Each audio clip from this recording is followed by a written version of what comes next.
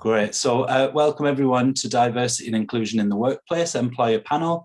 I'm not going to say very much. I'm just going to take us straight to our panelists who are going to introduce themselves just now. So I'll just, as I go around the room, Kiana. Hi, thanks so much for having me today at the session. I'm Kiana. I'm Candidate Engagement Manager at Evenbreak. And Evenbreak is an organisation, it's a specialist job board that helps disabled candidates and inclusive employers to connect. We also have launched a new service called the Careers Hive that can help you and give you one-to-one coaching when you're applying to jobs or if you're trying to plan your career. So I'm really excited to be here to speak to you all and to tell you why we think diversity and inclusion is absolutely vital to the workplace. Thank you very much. Remember to unmute myself. And thank you for that, Kiana. Next, we have Shaz. Good afternoon, everyone. Thanks, Tom. Thanks for the invite. Yeah, everyone, I'm Shaz Sadiq. I'm a police sergeant within Durham Constabulary. Ordinarily, I work as a custody sergeant. However, I do dual hat quite a lot. Police Federation rep. I support colleagues through our Ethnic Minority Support Association as well, which we have that internal support. And furthermore, I am also a positive action lead within Durham Constabulary, whereby we're trying to bring a more diverse culture to Durham Constabulary, because as we're aware, having that diverse culture brings a diversity of thought and certainly improves organisations.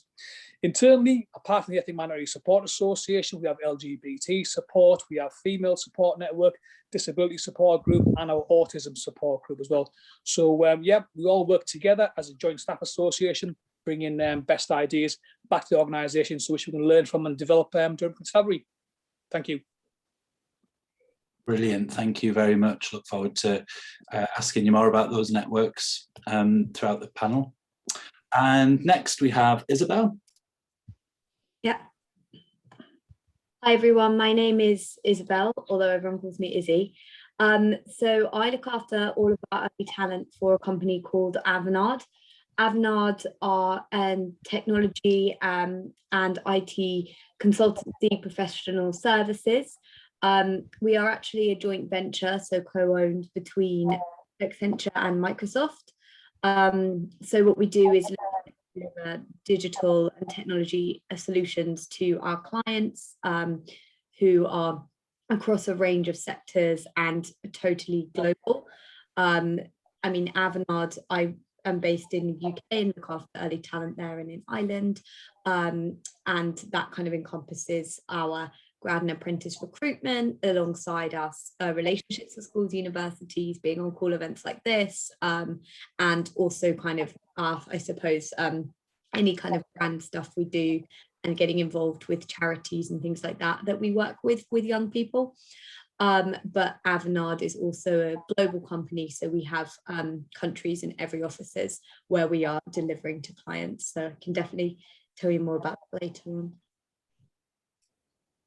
Lovely, thank you. And I'll remember to call you Izzy from now. Yeah, no worries. And I think just quickly to Shaz's point, like one other thing that I suppose about diversity is that Avanade is super pro diversity of, you know, every type, because they just really see that that's like so important to having, you know, a broad employee network, and also to actually fostering diversity of thought and making sure that we are like delivering the best that we can to our clients through having, you know, a range of different skills, expertise, people, ages, cultures, feeding into anything that's like being done for our clients. So yeah, I guess that's the key reason. Lovely, thank you very much. And last but certainly not least, we've got Laura. Yes, hi, thanks for the invitation, Tom. My name's Laura James and I work as the Talent Attraction Lead for the North East of England at Enterprise Rent-A-Car. Obviously, automotive industry. So currently, still, despite all of our best efforts in the industry, we only have 22% female representation. You know, we really aren't that diverse, unfortunately. However, at Enterprise, we strive to be different. We are a little bit different in terms of the way that we recruit and the way that we advance our graduates, in that we believe in internal progression. So 97% of our current workforce have come through that graduate program. And that means we've got to get diverse talent on board. It's that simple. Exactly as Izzy just said, you know, if we want to be the best that we can be, if we want to have diverse thoughts, ideas, skills, and continue to evolve as a company, we need to be diverse. It's that simple. So there are lots of things that we do internally with regards to networks, with regards to mentoring and sponsoring, and a lot that we do externally with our university partners as well, that we can hopefully talk about today. Fantastic. Thank you very much. And I think we're going to have some really good conversations now. So I'm going to kick us off with a question. So you've already all kind of touched upon this, but I'd quite like to have a little bit more detail, if that's all right, from one or from all of you, about why a diverse and inclusive workforce is so vital to the work that your organisation does. So I'm going to open that up to any of you to jump in. I'll go, Tom, not a problem. Obviously, within policing, having that diverse workforce, it's vitally important, because when people see police officers from that diverse background and you're reflecting your local community, it encourages them to actually approach those officers, speak to them confidently as well, around the fact that, you know, whether a policing career of choice could be for them. It's having those positive role models within the organisation as well. And we're quite fortunate within Durham Constabulary that when it comes to diversity, we've got 60% male, 40% female representation. We have female representation throughout all ranks within the organisation. As you're probably aware, our chief constable is female. Within senior management positions, all various leadership positions throughout Durham Police, we've got great representation around female. LGBT representation is great as well, going all the way up to the rank of chief inspector. So within Durham, where we sort of need to do a bit more work around is making it more ethnically diverse. There's also people from different ethnic minority backgrounds. So again, it's, for me, certainly from the policing side, it's about creating that diverse culture in force, where you can learn a lot more from each other as well and gain a better understanding. So when we're actually policing our local communities, we're able to understand them a lot better as well. So I know my colleague Lisa has done a lot of work around autism support and LGBT support previously as well. I'm fairly sure she'll want to jump in as well, though, Tom. Yeah, go ahead, Lisa. Yeah, it was just to kind of back that up, really, what Shaz was saying. I think from our point of view in the force, we've got our staff associations and we all work together. So we're all very keen around the intersectionality and making sure that we do have a diverse workforce.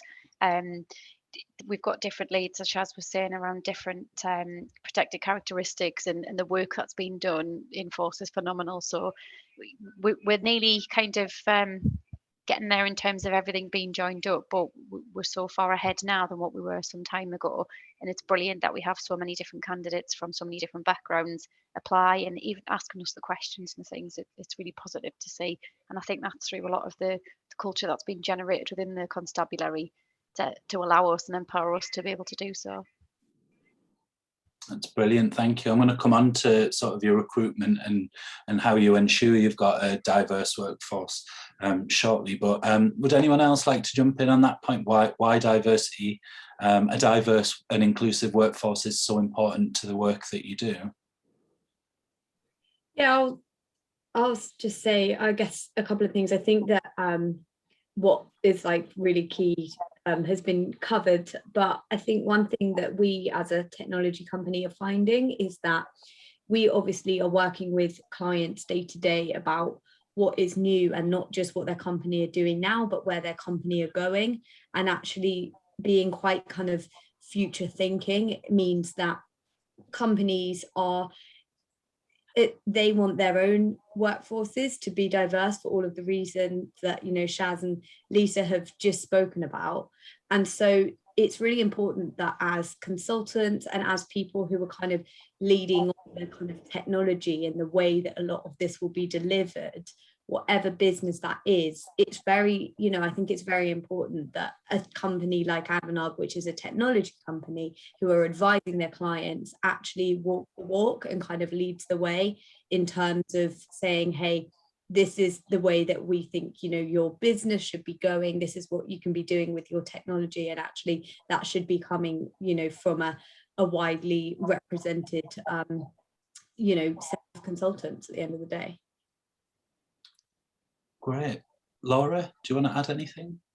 Yeah, I was just going to add on as well. You know, I think Shaz talked a lot about the ability to relate to the community, the ability to relate to potential new employees, and, you know, really represent each individual. But I think also it bleeds into who people are once they're in the business. You know, not every strand of diversity is visible, and I think, you know, having that inclusive culture means that people can truly bring their whole selves to work. And I know that's a term that most companies do use a lot, but it really is an important one when you think about it, because can you be truly successful? Can you be, you know, a real steering rod behind success of the company if you're not being yourself and if you're not enjoying the workplace and the people around you? So I think, yes, it's important to relate in terms of the people that we, you know, our customers, our consumers, our potential new employees, but also just for the people who are in the business as well, to really, you know, bring their best selves to work.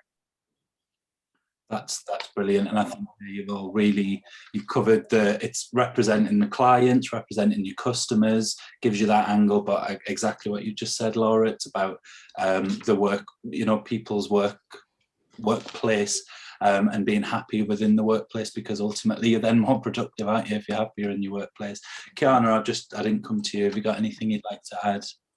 Yeah, I think obviously I agree with everything that's been said so far. It's really important for the workplace to reflect our society, and to have that diverse and inclusive sort of reflection of what our society is. Obviously, Evenbreak, we're trying to get that message out to other employers, and we always talk about the dozen brilliant reasons to hire disabled candidates, and obviously when we say disabled candidates, we think about intersectionality as well, but really the dozen brilliant reasons, our CEO Jane has written a book on this, and obviously it's good to be inclusive because it's the right thing to do, but it's actually the right thing to do for your business as well. So there's lots of benefits, like having a wider talent pool, having increased productivity, fewer health and safety accidents at work, more innovation, more creativity, and also access to the Purple Pound, which is the £249 billion spending power that disabled people and their families have in the UK alone. So that's a lot of money. So yeah, that's some of the reasons that we kind of tell employers. So yeah. Brilliant, thank you. That's rounded up all of those points really neatly. Thank you, Kiana. So thinking about that now, and from your company's point of view, you understand and appreciate and want to have a diverse and inclusive workforce. So how do you ensure through your recruitment practices that happens, and what kind of barriers do you think are still there for people with protective characteristics, for example? Again, open floor. I'll start again, Tom. I'll start the ball rolling, not a problem. Okay, so at the moment, through positive action, the work I'm doing currently, one of our main focus is around increasing our ethnic minority representation in force using the Equality Act section 158 and 159. We're also looking to increase female representation, people with disabilities, and LGBT representation. So the work I've undertaken, I've worked with several universities around the Northeast, holding Q&A sessions, encouraging people to come forward, fully supported by our HR and now training department to deliver those presentations. Furthermore, what I've been doing is I've been coaching and mentoring those people on a one-to-one basis who are looking to join Durham Constabulary as well. So that's additional service we offer. As soon as someone is accepted into the process at the start at Meadowfield, they automatically get a coach and mentor to help them through any process, any questions and answers they may have whilst they're serving within Durham Constabulary, because that initial 18 weeks training can be quite intense. So having that additional support from a coach mentor, as well as that support at training school, is vitally important. So beyond that, then once someone's completed their initial 18 weeks, it's 10 weeks on the streets working with a tutored constable. Again, that coach mentor is there throughout the process to support you as that additional support, so you can raise any concerns or questions you may have. Obviously, when someone goes on the team as well, you have a sergeant, inspector, so you have your supervisor, your line manager for that additional help and support available. So we do try to create a wraparound around anyone who's starting, because as we know, policing careers are very intense. You're out on the front line, you're working shifts, you're working long hours, you're not always guaranteed to finish on time. Contrary to popular belief, there is not a separate team that works night shifts. You're expected to work shifts as well. So this can be quite taxing as well. So all that in mind, we make sure that we are providing that additional support. Internally also, we have a welfare and wellbeing department. So again, officers, police staff, PCSOs, whoever we have, can have that additional help and support through our welfare and wellbeing department. And see, Lisa's got a hand back up again, so I'm sure she'll know a bit more. Sorry, it's fair to say Shaz obviously takes the lead on the positive action recruitment, and we all link in with him. So we'll be looking at things kind of locally and nationally, as I said before. We also have, as in addition to the wellbeing and all the mentors and coaching that Shaz mentioned, we've got our networks available. So we have our individual network leads, and they're all introduced at some point through the training program for our new recruits. But also there's the positive side of getting that information out as well within the application pack. So that's something relatively new that's just started, where the networks are being kind of launched or pushed out through the application packs as well. I think going back to the barriers question that you had, and I think Shaz will probably agree with me on this one, is a lot of the barriers that we have in force, or that we found, is people ticking the prefer not to say box, which is absolutely fine.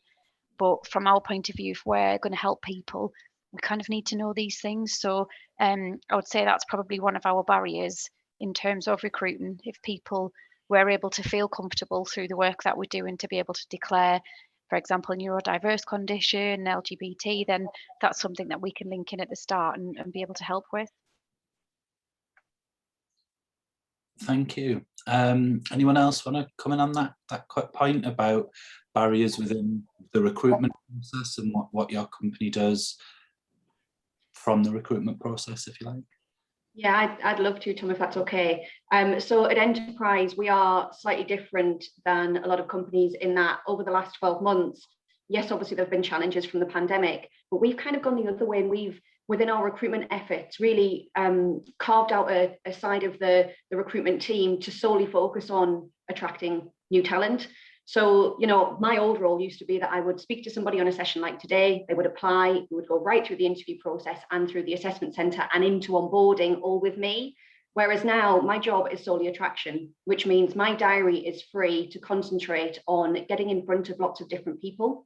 So we continue to have fantastic relationships with universities. Obviously, that is the main source of our talent on our graduate programme, but we also now speak to a lot of colleges, further education institutions, job centres and things like that, because ultimately, you know, they all create and expose us to different diverse pools of talent that we wouldn't potentially have had the opportunity to engage with previously.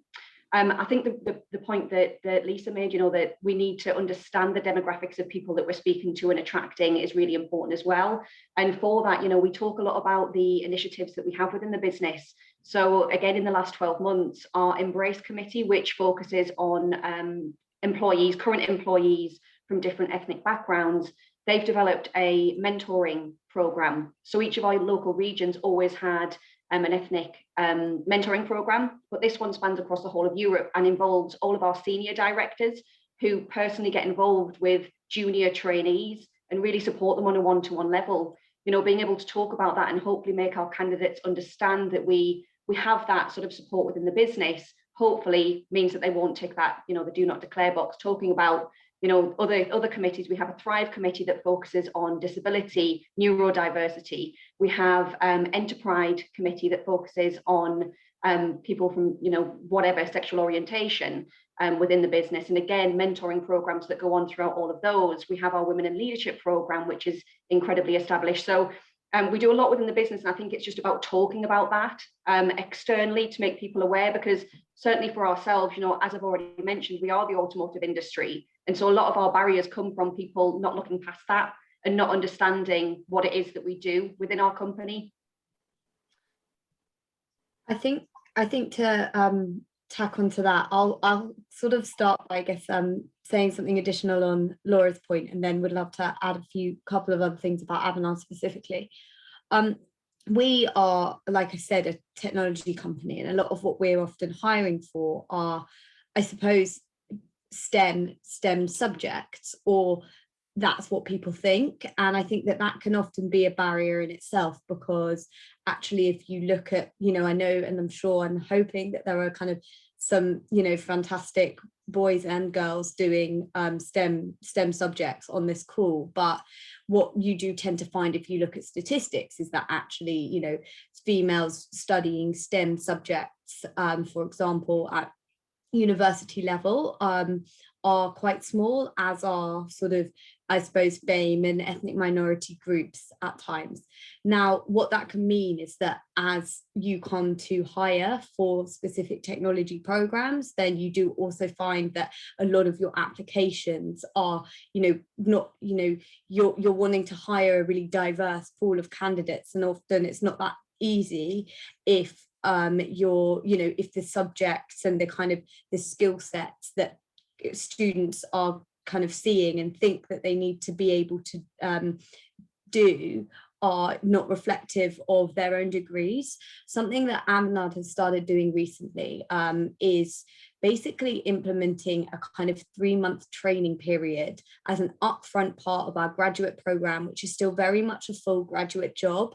And what this does is it looks to bring graduates in from a bit of a wider background. So that's a bit of a wider degree background. And therefore, what that does is enable them to come on board and actually get kind of trained with some of the core skills that you need to have to upskill you to do the technology role that you need to do. This is actually a massive business investment in each grad, because they're almost doing a 3-month kind of external classroom training where they're learning the fundamentals of what you might feel like you could only do if you had got a computer science degree. And actually what we're saying is you don't need to have just a computer science degree. You need to have a passion for technology, and you need to have a passion to work at the company, and you need to, you know, feel like you would get on and be a good cultural fit and things like that.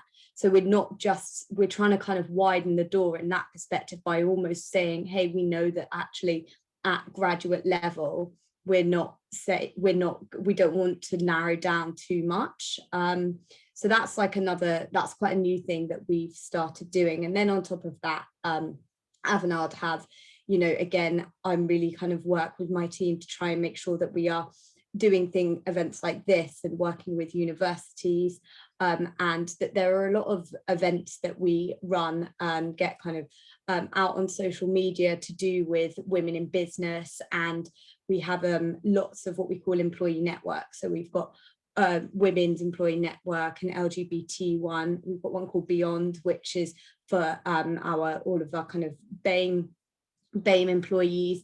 And we have a huge amount of kind of business and consultants running different events and doing different talks and things like that. Often when it comes to recruiting, those are the first people that I tap into and say, hey, who in your networks, or what can you do on LinkedIn to kind of help us promote this, so that we can ensure that we are consistently trying to actually get a good range of people engaged with opportunities that we have. And then, as I've said, trying to make sure that those opportunities are as open as they can be, so that actually it's people who are passionate and willing and able to learn that come on board, not just people who've done a strict STEM degree, which might be slightly less diverse.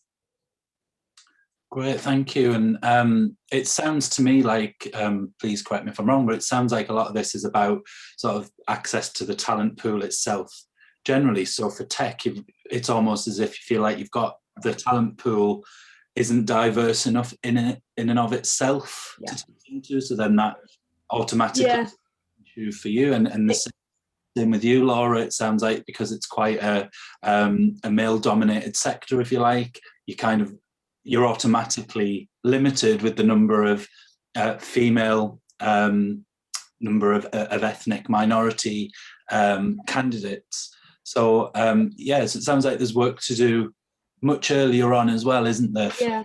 In just recruitment stage. And actually on that, and I mean, I don't know, I'm sure others, Laura, I'd be interested actually to know what you Enterprise do about that. In another aspect of what I'm doing and actually increasingly trying to build out is thinking about an internship program that we could run, and also thinking about the kind of work and engagement that we can be doing with much younger people. So I think there's kind of two ways of thinking about this right now. There's what we're doing in the immediate. So for the graduates that I'm hiring to start in July, I'm saying, hey, come on, be passionate, be interested, but we'll train you. What I would like to get to is a place in, 2-3 years time where we've actually been able to work with younger people who are at, doing their A-levels, but even before that, before they've made subject choices, GCSEs, or even kind of key stage 2 and 3 children who not necessarily got such a concept of what STEM is and the different opportunities that are within that, and actually really trying to pull through more. It's so that, I mean, Adriana, I've just seen you've written in the chat, for those I don't know who haven't read it, she said that she's a Newcastle uni computer scientist, and out of 300 people, 20 are women and 10 are from an ethnic minority background. So even there you can see that, I suppose what I'm saying is, a great place for myself or Laura to be would be in 2 years' time, when actually we had, those numbers were drastically different and a little bit more balanced in terms of females and ethnic minority and disability representation. And I think that is working with younger people, working with charities as well around this stuff. Great, thank you. I'm going to invite Kiana to have a comment on this, because Kiana, obviously you see things from a candidate, you see candidates and employers both external to your company, I suppose, so you've got quite a unique perspective on this. Would you like to add? Yeah, it was really interesting actually, on that point of candidates ticking the prefer not to disclose box. Really interesting to hear that, because one of sort of the surveys that we've done has shown us that candidates actually think that the biggest barrier to them, or like one of the biggest barriers, is not knowing if employers are sort of disability friendly, if they'll be accepted when they apply to that employer. And it's really interesting to hear you say, well, actually, if candidates just sort of disclose, then we could help them and give them the support that they need. So it's really interesting to hear it from both sides. And I think it's just that thing of, in previous years, obviously we're getting better at inclusion and diversity, and things are moving forward, but they're moving forward really slowly. But because there's been so much, I guess it's been quite a closed circuit, and candidates have been knocked back so many times. It's this perpetual cycle of, well, I was rejected, so I'm not going to apply for this other role that I might actually be successful in. So it's about breaking that cycle. So I think that's something that we all need to work on. In terms of the recruitment process, obviously it depends on the industry and the sector. We definitely say to employers, don't use CVs, don't use sort of personality tests, all those traditional methods of hiring, throw that out the window, and just, talk to candidates, see if they have the skills that you need, and if they don't, just see if they have the passion and willingness to learn. As you said, sometimes it's not about knowing how to operate a specific piece of software. It's about, do you have the potential to get there and learn. So yeah, it's just our general advice to employers is don't put additional barriers in the way. Just look at what you really need for this role, and make your talent pool as wide as you can possibly make it. So yeah. Great, thank you, Kiana. Do you have any advice in terms of from a candidate perspective? Because obviously we've got people who'll be graduating very soon and they'll be in this process right now. Obviously that's a big question. Just one or two little things. It is a really big question, and I mean personally, I have been through it, that as well. I mean, it's not been that long since I've graduated, and it's a tough world out there.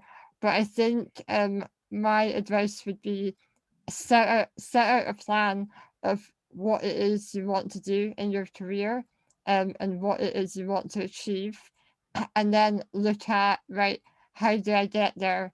Can I access help? Can I contact this company that I'm really interested in? Even I would say as a graduate, sometimes I would look at job opportunities that are advertised and think, well, actually that's not quite right for me. It's maybe too many hours or too high pressured or whatever. And instead of applying to opportunities that are perhaps not right for you, just contact that company and just say, like, this is what I can offer, and I'm really interested in working with you. Could we have a chat and see if there's any opportunities available further down the line? So yeah, basically don't get caught in that circle of applying for roles and facing rejection and feeling disillusioned. Just sort of set out your own path. And at Evenbreak we have career coaches now, so definitely get in touch, and our coaches can help you. They're qualified career coaches and they have lived experience of disability, so I think those two things together are really important. Great, thank you, Kiana. Laura, I can see your hand up. Yeah, I think Kiana raised a really, really good point just before. She was talking about sort of the standard recruitment process for companies, and looking at businesses, researching businesses that you might apply to. I think that recruitment process in itself tells you something about the company. We've all faced challenges. Clearly, we're on a virtual meeting right now, and a lot of companies had to adapt and make change in their recruitment process really quickly in the past 12 months. And obviously, the temptation when you're stepping into the unknown is to pull on potentially automation or remove some of that personal aspect, I suppose, to the process. And that's something that we fought against really hard at Enterprise. And I think we found a place now where the recruitment process is much shorter, so it's removing a lot of those barriers. We're not we're not taking CVs, cover letters. We are trying to make it as personable as possible. So I think advice for students would be to look at that when they're looking at a company, and just research not just your standard kind of what does the job entail, but more about the business itself as well. Brilliant, thank you. At this point, do we have any questions from any of our students on the call? Before I jump in with another one, don't want to hog all the questions. So if anyone's got a question, feel free to pop it in the chat or unmute yourself. We'd love to hear from you.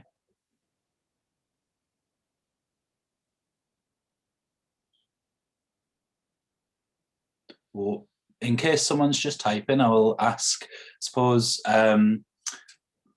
what's the next steps, I suppose? So you've talked about how important it is. You've talked about what your company does and the recruitment processes and the networks and groups that you have, support groups within your organizations.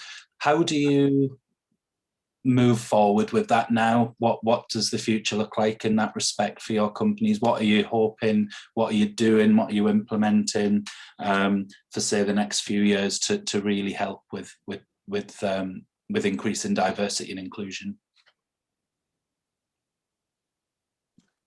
I might go first again, Tom, since Right, certainly within Durham Police, Tom, we will be opening recruitment in the next coming months. We haven't set an exact date. However, it will be for police officers. Currently within Durham Constabulary, there's 2 entry routes. There's the degree holder entry programme, which applies to the university students who are on this chat today. That probationary period is for 2 years. There's also the police constable degree apprenticeship program for non-degree holders, and that probationary period is for 3 years. Going back to our next recruitment drive, like I said, it's going to be within the next coming months. How the application process works is that the application is all online. It's all competency-based value framework. It's all focused on specific areas on decision-making, problem-solving, and various other matters that you expect to deal on a day-to-day basis, that customer service, that customer focus, taking responsibility, confidence. The application form, once submitted, is CBQ checked. The next stage for ourselves is an online assessment centre, which is run by the College of Policing website itself. So the College of Policing actually run this part of the next part of the process. Now, where positive action, which we're trying to implement, or we have implemented within Durham, is that those coming through that positive action field, which I mentioned earlier, there's guidance and support available on the application side of business. There's guidance and support available for the online assessment centre. We've developed a online assessment centre workshop. So those dates will come out in the future once you're through the application part. So there'll be a link to which you can sign into for the online assessment centre workshop part. Then the presentation will be delivered by myself and my colleagues around the online assessment centre. Those who are successful from the online assessment centre, the final stage within Durham Constabulary is a face-to-face interview. Again, we'll be holding workshops around guidance on tackling that final interview phase. But like it's just guidance though, Tom. As you can appreciate, it's not direct answers, because that just makes a mockery of the whole process if we decide to give people all the answers, and it's unfair advantage as well. And we wouldn't go down that route. Yeah, so that is the process we have within Durham Police, and I've already explained there's coaching and mentoring available for those people from underrepresented communities, LGBT, female, disability groups who are looking to join our organisation. Lisa, do you know anything further? I just think from me, just in terms of recruitment, things like that is the reasonable adjustments. So, you know, it really would help us as an organisation to understand our candidates better, and we can look at different reasonable adjustments and things. So, you know, if you need them for the interview, you need them for the interview. It's something not to shy away from, and it's something that we're positively starting to look at trying to push out as well with our recruitment. Great, thanks. Isabel, Laura, or Kiana, anything around like what your organisations are looking to sort of implement in the future, and how you take diversity and inclusion forward even further?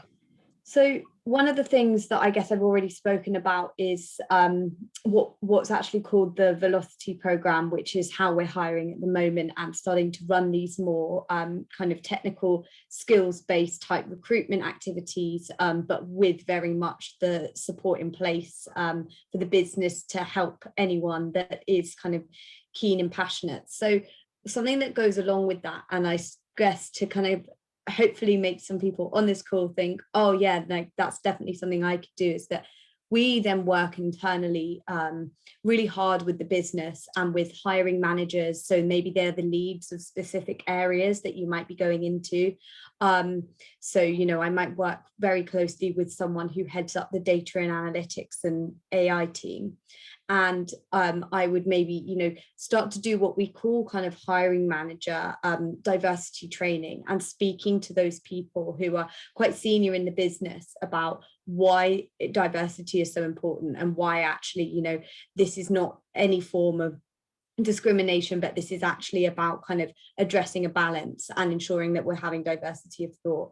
And actually that what we sort of like to think of it as is kind of hiring for potential instead of hiring for pedigree, and actually looking at candidates coming in on a sort of 70% fit, as opposed to this kind of 100% fit, which really narrows down. So really, I suppose, continuing to push that message is something that we're doing.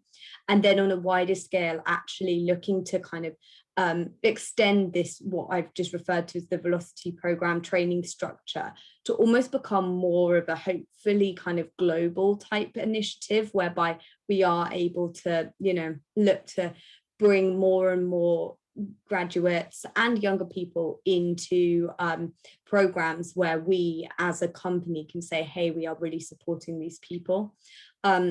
I think the other thing is increasingly also just getting our own, as we start and as we, you know, in my talent acquisition team start to hire and hire more diverse candidates, actually using them to start leveraging their own networks and getting them to tell stories. At the moment, our some of the grads that I've just hired, who actually are a really great diverse group of people, are doing Instagram takeovers so that they can start to kind of engage with almost the next generation of our graduates. Now, what that means is hopefully we're starting to kind of create a bit of noise with universities like yourselves and others, and then beyond universities, kind of certain job boards and certain, you know, women in STEM and disability type networks and groups, that we can kind of say, hi, we've actually kind of started to build a relationship with you guys as well, and that those, you might be some of the first people that we look at alongside the conventional methods of recruitment.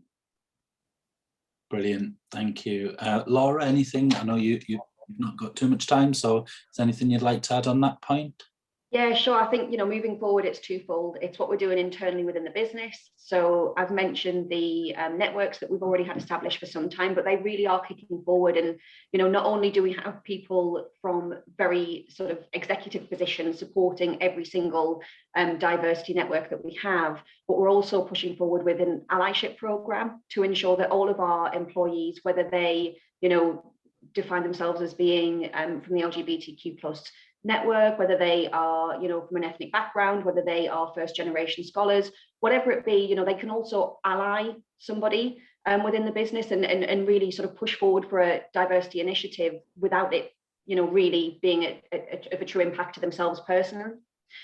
We also do, we've just established a information session. So every Wednesday evening, all of our candidates that are currently applying to join our company are invited to join a 1-hour session, which gives them a little bit more support, a little bit more information. As Shaz said, you know, we're not spoon feeding answers to the interview questions, but it's just to give a little bit more insight. And we also invite our younger sort of trainees and junior managers to join as well, a couple each week, to give a little bit of a different aspect to the business, whether they, you know, represent a certain network or whether they just want to tell their story. And then I think it's external too, you know, when we're attracting new people, like I've said, we will only be diverse in the future if we attract diverse people today. So we're just turning over rocks, you know, we're just trying new things. And I think that's the really fun and exciting sort of thing about where we are right now as a company. You know, we do have that opportunity to try that. So we've 2 weeks ago, I think it was, we were quite active at Student Pride Awards. We've just signed up to support the Queer Student Awards in a couple of weeks' time. We've just ran our first Future Black Leaders internship with one of the universities we work with. So we're really exploring new avenues to attract that diverse talent into the business. And so those, yeah, I think that covers it, Tom. Brilliant. Kiana, again, I'm who sort of sits in the middle of all of this. I suppose what have you seen?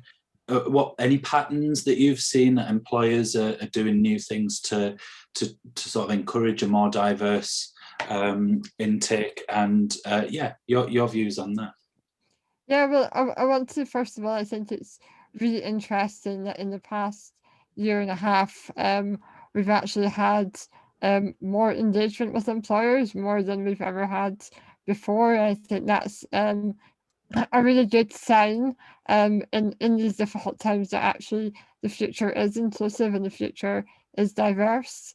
I think every employer has a slightly different approach, but it's just yeah, just having that flexible attitude towards hiring, giving candidates that confidence so that they know they can talk to the employer if they do need to change aspects of the role, or talk about aspects that are perhaps less suitable. So I think just seeing employers put that on the job advert is really helpful. And also telling stories as well. I think Izzy or Laura might have mentioned telling success stories and showing disabled people in the workplace and their success. So we'll hopefully be doing a lot more of that as well with our employers, and hopefully some case studies of successful candidates in the workplace.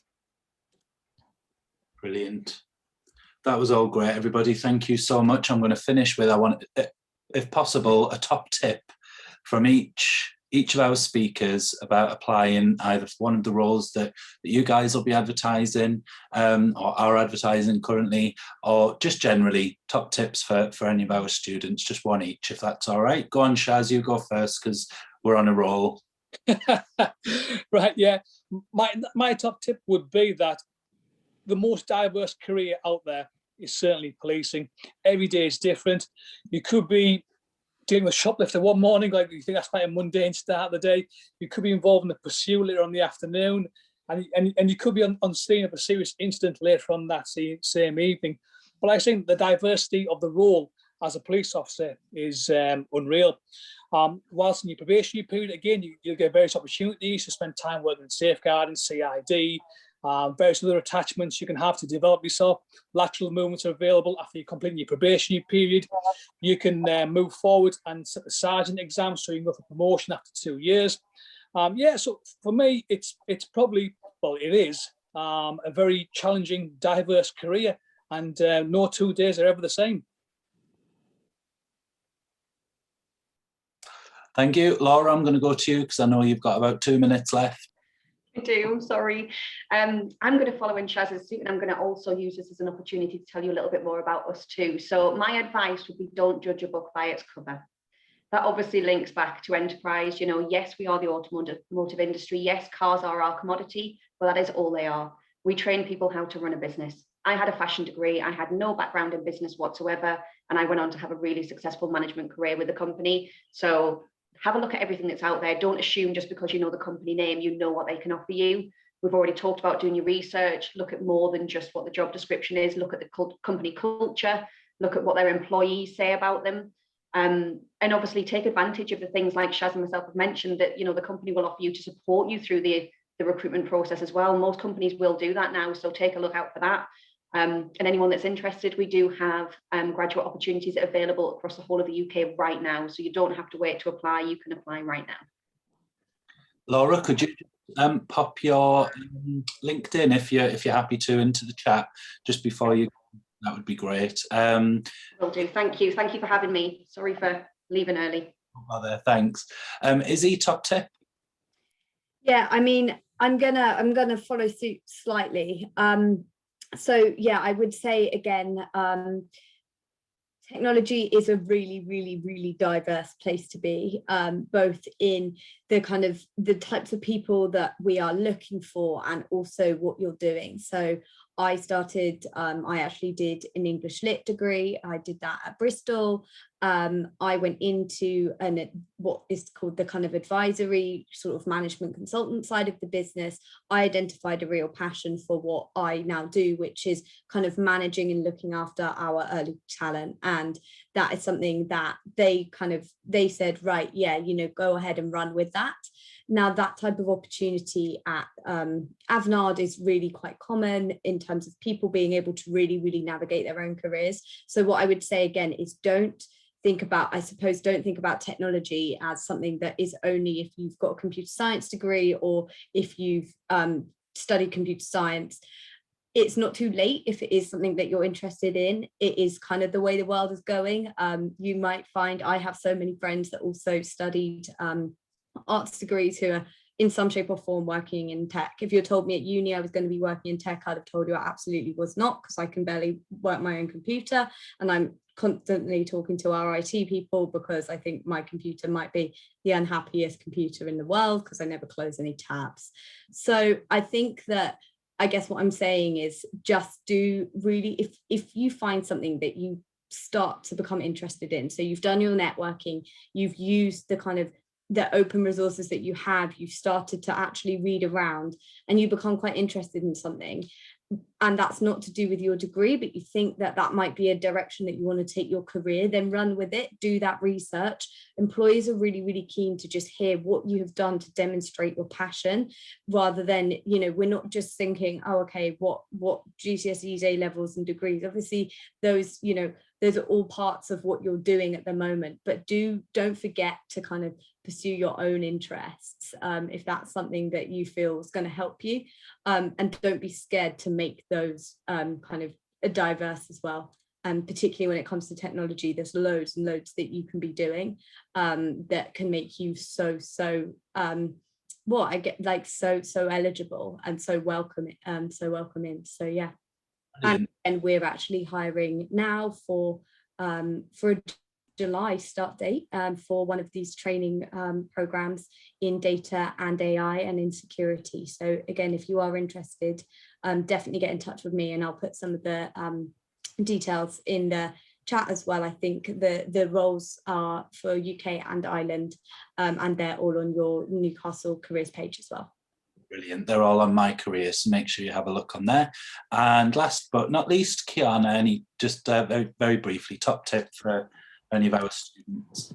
Yeah, so I'll keep it very short. I think my top tip for candidates would be look at the values that you're bringing to the workplace, and approach interviews and approach applications with that mindset. Also, as I said before, set out your own path. Actually, like, put it on paper. As I've done this as well. I'm one of those people where I'm like, oh, I'm going to do this project, I'll do that project, and before I know it, I'm trying to do about 70 hours of work in a day, and there's only 24 hours in a day. So write down what you want to do, plan it out, and get the help that you need to get to that stage. Evenbreak is here to help you, so do contact me on my email or send us a message on our website. And yeah, best of luck.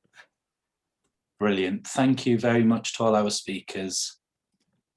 And just